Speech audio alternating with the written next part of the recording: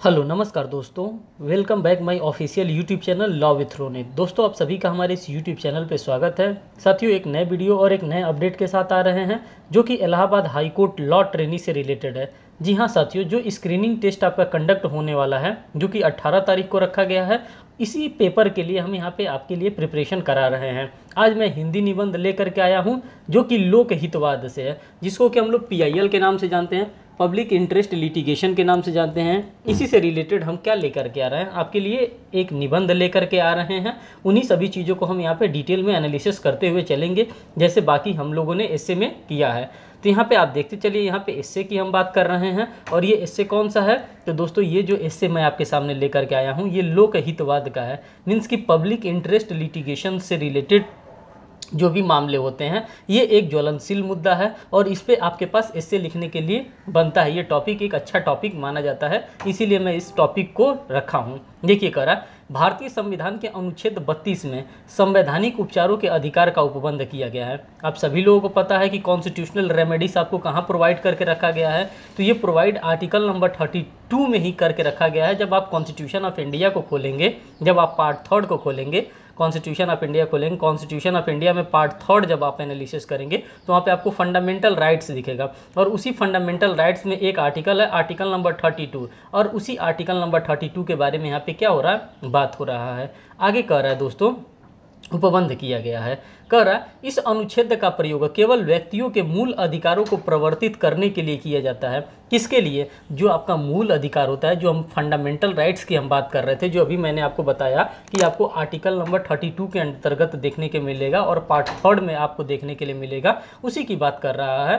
कह रहा है कि केवल व्यक्तियों के मूल अधिकारों को प्रवर्तित करने के लिए किया जाता है।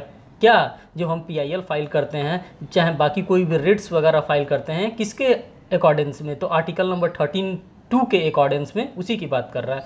कर रहा है सामान्यतः उच्च न्यायालय के समक्ष समावेदन करने का अधिकार केवल उसी व्यक्ति को होता है। किस व्यक्ति को होता है? जिसके मूल अधिकारों का अतिक्रमण हुआ है। मान लीजिए कि अगर आपके फंडामेंटल राइट का किसी के द्वारा वायलेट किया जा रहा है, किसी के द्वारा कर्टेल किया जा रहा है, किसी के द्वारा भी रिस्ट्रिक्ट किया जा रहा है, तो आप क्या कर सकते हैं? आप खुद जा करके कॉन्स्टिट्यूशनल रेमेडीज़ का इस्तेमाल करेंगे जो आर्टिकल नंबर 32 के अंतर्गत प्रोवाइड किया गया है। अगर आपका पर्सनली वायलेट हो रहा है तो आप पर्सनली जाएंगे, लेकिन जब हम बात करते हैं यहाँ पे PIL के सेंस में, तो यहाँ पे क्या कह रहा है? कह रहा है लेकिन उच्च न्यायालय के उपर्युक्त सामान्य नियम में परिवर्तन करते हुए इस अधिकारों को और भी व्यापक बना दिया गया है। कौन से अधिकार की हम बात कर रहे हैं साथियों? तो अधिकार वो है जो कि हम क्या कर सकते हैं, PIL के माध्यम से भी क्या कर सकते हैं, अपना रिट वहाँ पे इशू करा सकते हैं। कहाँ पे? Direct supreme court of India में रिट इशू करा सकते हैं। और किसके लिए? वो एक व्यक्ति के लिए नहीं होगा, वन पर्सन के लिए नहीं होगा, वो एट लार्ज के लिए होगा, पीपुल एट लार्ज के लिए होगा। किसके लिए होगा साथियों? तो पीपुल एट लार्ज के लिए क्या किया जाता है? PIL फाइल किया जाता है, जिसको कि हम लोग, जो हमारा टॉपिक है पब्लिक इंटरेस्ट लिटिगेशन, ये पब्लिक एट लार्ज के लिए, पीपुल एट लार्ज के लिए क्या किया जाता है? इसको फाइल किया जाता है। कहाँ पे? डायरेक्ट आप सुप्रीम कोर्ट ऑफ इंडिया में भी PIL फाइल कर सकते हो और उसके साथ साथ डायरेक्ट आप सुप्रीम हाई कोर्ट में भी फाइल कर सकते हैं। अकॉर्डिंग टू आर्टिकल 226 के अकॉर्डिंग भी आप क्या कर सकते हैं, हाई कोर्ट में भी आप पब्लिक इंटरेस्ट लिटिगेशंस को फाइल कर सकते हैं। तो दोनों जगहों को क्या कर सकते हैं, आप फाइल कर सकते हैं। अब आगे देखिए इसमें क्या क्या चीज़ कर रहा है। कर रहा है अब इसके अंतर्गत कोई संस्था या लोकहित से प्रेरित कोई नागरिक जो लोकहित में विश्वास रखता है, जो इस प्रकार का जो समाज सेवा का काम कर रहा है, वो इससे प्रेरित होकर क्या कर सकता है, वो आर्टिकल नंबर 32 का सहारा लेते हुए वो PIL को फाइल कर सकता है। कर रहा है किसी ऐसे व्यक्ति के संवैधानिक या विधिक अधिकारों के प्रवर्तन के लिए रिट, जो हम लोग रिट इशू कराते हैं, रिट दायर कर सकता है, जो कि निर्धनता अथवा अन्य कारण से न्यायालय में रिट दायर नहीं कर पा रहे हैं, जो कि जिनके पास, जिनको नहीं समझ में आ रहा है कि अब हमारा जो राइट है, जो हमारा मूल अधिकार है, उसको क्या कर दिया गया, किसी के द्वारा वायलेट कर दिया गया, किसी के द्वारा कर्टेल कर दिया गया है, तो वो व्यक्ति नहीं समझ पा रहा है कि अब मैं क्या करूं। तो उसके हित में, उसको देखते हुए कोई समाज सेवा करने वाला व्यक्ति उसके बिहाफ पे क्या कर सकता है, केस फाइल कर सकता है। न्यायालय में रिट दायर करने के समक्ष सक्षम नहीं है, परंतु इस प्रकार के वाद का विवक्षित परिसीमाएं भी होती हैं जो निम्नलिखित हैं। अब कौन कौन से मामले हैं, कैसे कैसे मामले को आप PIL के तौर पे बना सकते हैं? मैंने बताया पीपुल एट लार्ज के लिए ही होना चाहिए। कोई भी मामला आएगा अकॉर्डेंस में किसके, पीआईएल के, तो वो क्या होना चाहिए, वो पीपुल एट लार्ज को वहाँ पे क्या कर रहा होगा, वहाँ पे डिफेंस करेगा, तभी उसको पीआईएल के रूप में देखा जाएगा। एक आदमी अपना मामला लेकर के उसको पीआईएल नहीं बना सकता है। कर ऐसे मामले में जनसाधारण का व्यापक हित जुड़ा है। सबसे पहली बात है कि जो जनसाधारण है, मीन्स कि जो पीपुल हैं, जो लोग हैं, उनका क्या होगा, उनका जनसाधारण का हित वहाँ पे जुड़ा हो। अगर उनका कोई भी हित यहाँ पे जुड़ा हो और उस हित को क्या किया जा रहा है, किसी के द्वारा वायलेट किया जा रहा है, किसी के द्वारा रिस्ट्रिक्ट किया जा रहा है, तो क्या कर सकते हैं आप, यहाँ पे पीआईएल फाइल कर सकते हैं। क्या कर सकते हैं दोस्तों, तो पीआईएल यहाँ पे आप फाइल कर सकते हैं।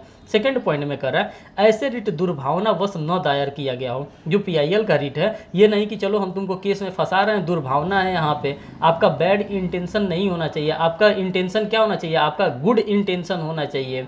और ड्यू केयर एंड अटेंशन में आप क्या करेंगे, इस रिट को आप फाइल करेंगे, क्योंकि ये बहुत संवेदनशील मामला होता है। किस चीज़ का, पीआईएल का, पब्लिक इंटरेस्ट लिटिगेशंस का। आगे देखिए करा, ये मामले राजनीति से प्रेरित नहीं होने चाहिए। मीन्स कि आप ये नहीं करेंगे कि हमने पीआईएल फाइल कर दिया है और आप अपना राजनीति उल्लू सीधा कर रहे हैं। मीन्स कि राजनीति में आप अपना वर्चस्व बना रहे हैं, किस को लेकर के पीआईएल फाइल कर रहे हैं, सोच रहे हैं कि लोग हमारे ही पक्ष में क्या करेंगे, वोट देंगे, हमको ज़्यादा से ज़्यादा लोग की बीच में पॉपुलैरिटी मिलेगी। नहीं, ये सारी चीज़ों आप नहीं करेंगे। ये जो चीज़ें मैंने बताया है, ये सारी चीज़ों को आप नहीं करेंगे। कब, ड्यूरिंग, जब आप अपना पीआईएल फाइल करने जा रहे हैं तब। आगे देखिए कर रहा है, अतः साधारण शब्दों में कर रहा है, अतः साधारण शब्दों में यह कहा जाए तो जनहितवाद के अंतर्गत वे मामले आ सकते हैं। अब जनहितवाद के अंतर्गत कौन कौन से मामले आ सकते हैं, जिनके अंतर्गत एक जनसमूह किसी कार्य से प्रभावित होता है।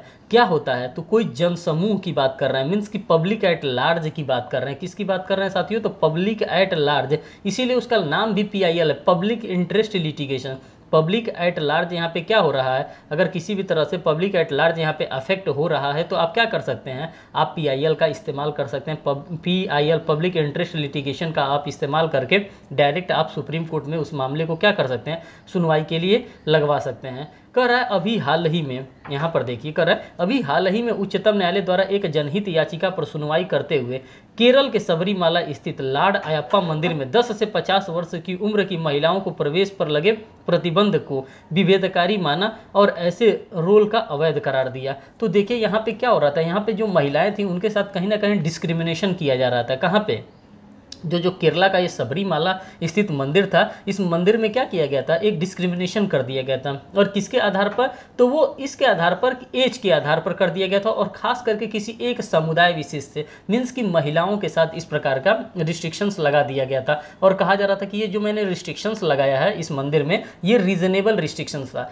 लेकिन इसके लिए केस फाइल किया गया, केस में निकला कि नहीं, यहाँ पे ये जो आप रिस्ट्रिक्शंस लगाए हैं, ये आप क्या लगाए हैं, आप ये गलत रिस्ट्रिक्शंस लगाए हैं, ये रीजनेबल रिस्ट्रिक्शंस के अंतर्गत नहीं आ रहा है। तो इसको क्या कर दिया गया, इस रोल को समाप्त कर दिया गया। किसके द्वारा समाप्त कर दिया गया साथियों, तो ये सुप्रीम कोर्ट ऑफ इंडिया के द्वारा उसको समाप्त कर दिया गया। अब आप लोगों ने इतना बता दिया कि हाँ पीआईएल क्या होता है, पीआईएल कैसे फाइल होता है, पीआईएल किसके लिए फाइल किया जाता है, अपने राजनीतिक उल्लू सीधा करने के लिए पीआईएल को नहीं फाइल करना चाहिए। मीन्स कि उसमें क्या होना चाहिए, पब्लिक का इंटरेस्ट हो तभी पीआईएल को फाइल करना चाहिए। इन तमाम चीज़ों को आप लोगों ने यहाँ तक अभी तक ऑब्जर्व कर लिया। अब आप देखिए लोकहितवाद का प्रारंभ कैसे हुआ।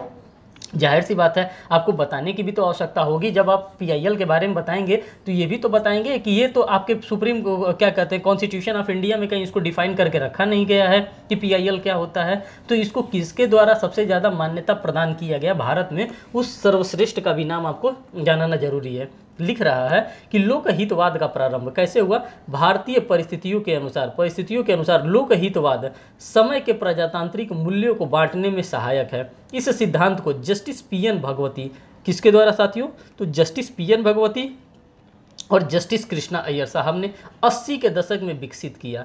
किसको, जो ये हमारा पीआईएल की जो हम बात कर रहे हैं, जो पब्लिक इंटरेस्ट लिटिगेशन की बात करते हैं, कह रहा है कि इसके फादर किसको माना जाता है, तो इसका जो फादर हैं वो जस्टिस पीएन भगवती साहब और जस्टिस कृष्णा अय्यर साहब को माना जाता है। किसका फादर, अगर हम फादर की बात करते हैं पीआईएल का भारत में, क्योंकि इनके द्वारा ही सबसे ज़्यादा पीआईएल पे वर्क किया गया। कह रहा है इसमें एक नई धारणा विकसित हुई जिसके अंतर्गत कोई भी नागरिक पोस्ट कार्ड के माध्यम से भी उच्च न्यायालय के समक्ष निवेदन कर सकता है। सोचिए कि कृष्णा अय्यर साहब और जस्टिस पीएन भगवती साहब के द्वारा कितना फैसिलिटी प्रोवाइड किया गया 80 के दशक में, मीन्स कि 80 के दशक में ही इनके द्वारा क्या किया गया था, कहा गया था कि आप अगर पोस्ट कार्ड्स के माध्यम से भी, अगर आप हमको चिट्ठी भी लिख दे रहे हैं, अगर लगता है कि वो पब्लिक को अफेक्ट कर रहा है, पब्लिक एट लार्ज को अफेक्ट कर रहा है, तो हम क्या करेंगे, हम उसको सुप्रीम कोर्ट ऑफ इंडिया में कंसीडर करेंगे। और यहाँ पे उन्होंने लिखा है कि उनके समक्ष क्या किया है, उच्चतम न्यायालय के समक्ष आप क्या कर सकते हैं, पोस्ट कार्ड के माध्यम से भी आप अपने रिट को क्या कर सकते हैं, इशू करवा सकते हैं। तो ये तो थे जस्टिस पीएन भगवती साहब और जस्टिस कृष्णा अय्यर साहब, जिन्होंने क्या किया था, पीआईएल का सूत्रपात्र किया था, पीआईएल को जन्म दिया था भारत में, जो उसे न्यायालय याचिका के रूप में स्वीकार कर लेता था। जो पोस्ट कार्ड के माध्यम से भी आप भेजते थे, लेटर भी भेज देते थे, उसको क्या करता था, उसको न्यायालय स्वीकार कर लेता था। कर सर्वप्रथम ऐसा मामला हुसैन आरा खातून बनाम बिहार राज्य के मामले में आया था। क्या किया गया था, हुसैन आरा खातून वर्सेस स्टेट ऑफ बिहार का मामला आप लोगों के द्वारा कई बार पढ़ा गया होगा। जब आप सीआरपीसी पढ़ते होंगे तब ये मामला आपको पढ़ने के लिए आता होगा। और जब हम बता रहे हैं, जब आप एस्से लिखेंगे और आप लॉ के स्टूडेंट हैं, अगर लीगल आप एस्से लिख रहे हैं तो उसमें केस लॉ को आप क्या करेंगे, डेफिनेटली इनकॉर्पोरेटेड करते हुए चलेंगे। बिना केस लॉ के आपका एस्से नहीं अच्छा होगा। तो इसीलिए केस लॉ को क्या करते हुए चलना है, आपको केस लॉ को कोट करते हुए चलना है। अगर उसके फैक्ट एंड सर्कमस्टांसेस आपको पता होते हैं एट द टाइम, तो आप क्या करेंगे, उसके फैक्ट एंड सर्कमस्टांसेस को भी वहाँ पे लिखने का भरपूर प्रयास करेंगे। देखिए करा, हुसैन आरा खातून बनाम बिहार राज्य के मामले में आया, जिसमें याचिका समाचार पत्र के रिपोर्ट के आधार पर प्रस्तुत की गई थी। क्या किया गया था, एक समाचार पत्र में रिपोर्ट प्रस्तुत किया गया था कि यहाँ पे जो बिहार राज्य का जो जेल है, जेल में उनको क्या किया जा रहा है, कैदियों के साथ बड़ा अनैतिक व्यवहार किया जा रहा है। और उस पेपर के, न्यूज़पेपर के पढ़ करके सुप्रीम कोर्ट ऑफ इंडिया ने क्या किया, कॉग्निजेंस लिया और उसको पीआईएल का रूप दिया था।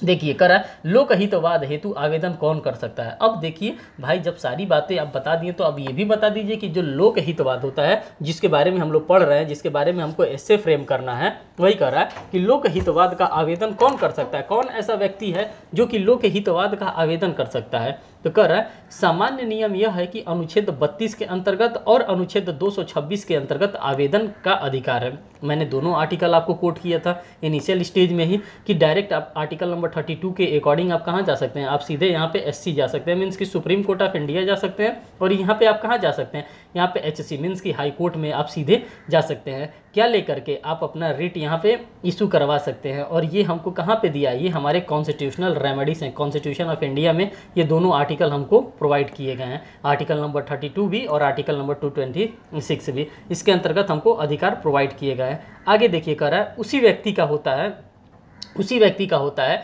जिसके मूल अधिकारों का उल्लेख होता है, परंतु लोकहित के मामले के अंतर्गत कोई संस्था या लोकहित से प्रेरित कोई भी व्यक्ति आवेदन कर सकता है। हम आर्टिकल नंबर अगर 32 की बात करते हैं, आर्टिकल नंबर 226 की बात करते हैं, क्योंकि यही दो आर्टिकल, एक हमारे सुप्रीम कोर्ट ऑफ इंडिया को गवर्न करता है और दूसरा हमारा हाई कोर्ट को गवर्न करता है। जितने भी स्टेट में हाई कोर्ट्स हैं उनको गवर्न करता है। तो कह रहा है कि अगर किसी भी व्यक्तिगत आदमी का अगर कोई भी एफआर, अगर फंडामेंटल राइट को अगर कर्टेल किया जाएगा तो डायरेक्ट कहाँ चला जाएगा, वो direct supreme court of India में चला जाएगा। सेम एज यूजुअल यहाँ पे भी है कि अगर आपका कोई भी एफआर मीन्स की फंडामेंटल राइट अगर आपका कोई भी कर्टेल कर रहा है तो आप कहाँ चले जाएंगे, direct supreme court of India में, हाई कोर्ट में आप चले जाएंगे। किस चीज़ के अकॉर्डिंग्स में क्या यहाँ पे वायलेट किया जा रहा है, तो आपका कोई भी लीगल राइट अगर आपका वायलेट किया जा रहा है या आपका कोई भी फंडामेंटल राइट यहाँ पे वायलेट किया जा रहा है तो आप कहाँ जा सकते हैं, इन दोनों जगहों पे आप जा सकते हैं। और ये क्या है, आपके पास कॉन्स्टिट्यूशनल रेमेडी है और यहाँ पे आप क्या करा सकते हैं, आप यहाँ पे 5 प्रकार के रिट होती है, वही 5 प्रकार के रिट्स इन दोनों मामलों में आप क्या करा सकते हैं, इशू करा सकते हैं। सुप्रीम कोर्ट ऑफ इंडिया में भी रिट इशू करा सकते हैं 5 प्रकार का, और यही काम आप हाई कोर्ट में भी कर सकते हैं। 5 प्रकार की रिट होती है, इसी 5 प्रकार के रिट्स को आप इशू करा सकते हैं। लेकिन जब हम बात करते हैं पीआईएल की, तो पीआईएल ये किसके लिए होता है, तो मैं बार बार आपसे बता रहा हूँ पीआईएल जो होता है पब्लिक एट लार्ज के लिए होता है। अगर यहाँ पे पब्लिक एट लार्ज अफेक्ट हो रही है तब क्या किया जाएगा, उसको पीआईएल के रूप में कंसीडर किया जाएगा। तो ये बात आप लोगों को अब मैं उम्मीद करता हूँ समझ में आ गया होगा। करा अतः संक्षिप्त में यह कहा जा सकता है कि लोकहित के मामले में यह आवश्यक नहीं है कि किसके अधिकारों या हितों का अतिक्रमण हुआ हो वो आवेदन प्रस्तुत करें। ऐसा इसमें पीआईएल के मामले में ऐसा नहीं होता है कि जिसका राइट वायलेट होगा वही व्यक्ति क्या करेगा, यहाँ पे मामले को यहाँ पे लेकर के आएगा पीआईएल के रूप में, नहीं, वो उसके हित में होता है, वो फंडामेंटल राइट के में होता है कि अगर आपका फंडामेंटल राइट कहीं से कर्टेल हो रहा है तो आप डायरेक्ट आप जाएंगे Supreme Court as well as High Court भी आप जा सकते हैं। लेकिन जब हम बात करते हैं पीआईएल का, तो इसमें जो अफेक्टेड पर्सन है वो ना जा करके उसके बिहाफ पे कोई तीसरा व्यक्ति जा रहा है, कोई समाज सेवी जा रहा है तो वो जा सकता है। लोकहितवाद कह रहा है लोकहितवाद का उद्देश्य। अब ये जो वाद आया है, लोकहितवाद आया है, जिसके बारे में हम लोग यहाँ पे एनालिसिस कर रहे हैं, ये किस लिए आया है? तो कह रहा है लोकहितवाद सामान्य न्याय की अवधारणा पर आधारित है। ये किसके अवधारणा पे साथियों? तो जो सामान्य हमको जो जनरल न्याय होता है, जो सबको न्याय मिलना चाहिए, उसी न्याय पर आधारित होता है, जो कि किसी वर्ग से संबंधित होता है। किससे होता है साथियों? तो कोई ऐसा वर्ग होता है, कोई ऐसा समुदाय होता है, उससे संबंधित होता है। अर्थात समाज के किसी समूह के मूल अधिकारों या अन्य किसी अधिकारों से संरक्षित करना, जो कि निर्धनता या अन्य किसी सामाजिक या आर्थिक कठिनाइयों के कारण अपने अधिकारों का संरक्षण के लिए न्यायालय द्वारा निर्णित, अगर न्यायालय के द्वारा निर्णित नहीं हो पा रहा है, कहने का तात्पर्य ये है कि कोई भी व्यक्ति है जो कि क्या कर रहा है, अपने मूल अधिकारों का संचयन नहीं कर पा रहा है, अपने मूल अधिकारों को कंजर्व नहीं कर पा रहा है, अगर लग रहा है कि उसका मूल अधिकार किसी के द्वारा क्या किया जा रहा है, बार बार कर्टेल किया जा रहा है, बार बार उसका वायलेशन किया जा रहा है, तो क्या कर सकता है यहाँ पे, क्या कर सकता है यहाँ पे PIL के माध्यम से भी अपने रिट को इशू करा सकता है। एक यहाँ पे मामला आ रहा है, मामला क्या है? मामला रेफरेंशियल केस है, PUCR बनाम भारत संघ 1980 में सुसंगत ये मामला है। ये मामला कहाँ पे आया था? तो ये मामला जो आप लोगों ने ऊपर अभी ये पढ़ा है, लोकहितवाद का उद्देश्य, ये PUCR बनाम भारत संघ 1980 के मामले में ये देखने के लिए आपको मिलता है। अब हमारे पास जो इम्पॉर्टेंट केस आ जाता है साथियों, इन लोगों का नाम आपने बहुत बार सुना होगा। MC मेहता बनाम भारत संघ 1987 का मामला। और NC मेहता साहब की अगर हम बात करा दें तो ये क्या है? ये पर्यावरणविद है। पर्यावरणविद का मतलब ये जो इन्वायरमेंटल होता है, इन्वायरमेंटल को ये क्या करते हैं? प्रोटेक्ट करने का काम करते हैं। और इनके नाम से आप देखेंगे सुप्रीम कोर्ट ऑफ इंडिया में तमाम केस इनके नाम से हैं। किसके नाम से? तो MC मेहता साहब के नाम से। ठीक कर है। MC मेहता बनाम भारत संघ 1987 के मामले में उच्चतम न्यायालय ने लोकहित मामले में निम्नलिखित नियम प्रतिपादित किए हैं। क्या क्या नियम प्रतिपादित किए हैं? कर रहा है कोई निर्धन व्यक्ति उपचार हेतु न्यायालय को पत्र लिख सकता है। जाहिर सी बात है कि आप सिर्फ लेटर भी लिख सकते हैं। जैसे अभी मैंने आपको इनिशियल स्टेज में ही दिखाया था कि जस्टिस कृष्णा अय्यर और जस्टिस PN भगवती साहब के द्वारा कहा भी गया था कि अगर आप पोस्ट कार्ड भी भेज देंगे तो हम उसको क्या कंसीडर करेंगे? हम उसको एज अ PIL के रूप दे करके उसको हम कंसीडर करेंगे। साथ ही साथ यहाँ पे सेकंड वाले में लिख रहा है पत्र न्यायालय के नाम से लिखा जाना चाहिए, किसी के न्यायाधीश के नाम से नहीं लिखा जाना चाहिए। जो भी आप पत्र लिखेंगे वो रेफर करेंगे किसको? सुप्रीम कोर्ट ऑफ इंडिया को आप क्या करेंगे? रेफर करेंगे कि सुप्रीम कोर्ट ऑफ इंडिया को मैं ये क्या कर रहा हूँ, मैं ये पत्र प्रेषित कर रहा हूँ। थर्ड पॉइंट में लिख रहा है किसी रिलेटेड वकील के नाम से, किसी रिलेटेड जज के नाम से आपको क्या करना पड़ेगा? नहीं लिखना पड़ेगा। थर्ड पॉइंट को देखिए, कह रहा है लोकहितवाद में न्यायालय अन्य निर्देश आदेश रिट जारी कर सकता है। अब इसके बाद से लोकहितवाद में अब कोर्ट क्या करेगी? अब आदेश जारी करेगी, रिट इशू करेगी। अब वो क्या करेगी? व्हाटएवर, अब वो कोर्ट का मामला है। जब सारी चीज़ों को आप लोगों ने देख लिया तो अब यहाँ पे कंक्लूजन क्यों आप छोड़ेंगे? कंक्लूजन को भी ऑब्जर्व कर लीजिए। कह रहा है अतः उपर्युक्त तथ्यों एवं वाद विनिश्चयों के आधार पर यह स्पष्ट है कि जनहितवाद में न्यायालय की मंशा समाज में न्यायिक प्राप्ति को सहज बनाना है। क्या करना है? यहाँ पे जो समाज में जो न्याय की प्राप्ति है इसको सहज बनाने का काम करना है। एक प्रगतिशील समाज के परिवर्तनशील विधि सर्वथा हितकर सिद्ध होती है क्योंकि वह समाज की आवश्यकताओं के अनुसार बनाई जाती है। जो भी लॉ बनाया जाता है साथियों, ये किसके लिए बनाया जाता है? समाज को, सोसाइटी को देखते हुए बनाया जाता है कि सोसाइटी इससे क्या होगी? सोसाइटी इससे किसी भी प्रकार से अफेक्ट नहीं होगी। तो उसी सभी चीज़ों के लिए बताया जा रहा है। कंक्लूजन जब आप लिखेंगे तो ऐसा ही आपका कंक्लूजन होगा। कह रहा है आवश्यकता के अनुसार बनाई जाती है। यद्यपि विधि निर्माण विधायिका का कार्य है परंतु न्यायालय लोकहित से प्रेरित होकर ऐसे अधिकारों का विस्तार भी कर सकता है। तो आप लोगों ने देखा कि कितने रचनात्मक तरीके से मैंने आपके लिए PIL से रिलेटेड एक एस्से में लेकर के आया हूँ और उस एस्से को मैं आपको समझाने का भी भरपूर प्रयास किया कि आप किस प्रकार से एस्से को लिखेंगे, किस प्रकार से आप एस्से को फ्रेम करेंगे। जो भी इसके फैक्ट एंड सर्कमस्टांसेस हैं उन सभी फैक्ट एंड सर्कमस्टांसेस को बताया, विथ केस लॉ के साथ मैंने आपको रीड किया, सारी चीज़ों को समझाने का भरपूर प्रयास किया। साथियों अब इसके बाद से मैं ट्रिपल तलाक का एक आपके लिए एस्से लेकर के आऊँगा जो कि वो भी आपके एग्जामिनेशन के लिए बहुत ही रेलिवेंट है क्योंकि बार बार ट्रिपल तलाक से रिलेटेड मामले हमारे एस्से के लिए दिए जाते हैं क्योंकि ये एक ज्वलनशील मुद्दा भी है ट्रिपल तलाक और इस पर सुप्रीम कोर्ट ऑफ इंडिया का लैंडमार्क जजमेंट भी दिया गया है। तो इन सभी चीज़ों को हम क्या करेंगे? एक साथ कंपाइल कर रहे हैं। मैंने एस्से प्रिपेयर कर लिया है। जैसे ही ये पब्लिश कर दूंगा ये PIL वाला, उसके 2 से 3 घंटे बाद आपको क्या मिल जाएगा? आपसे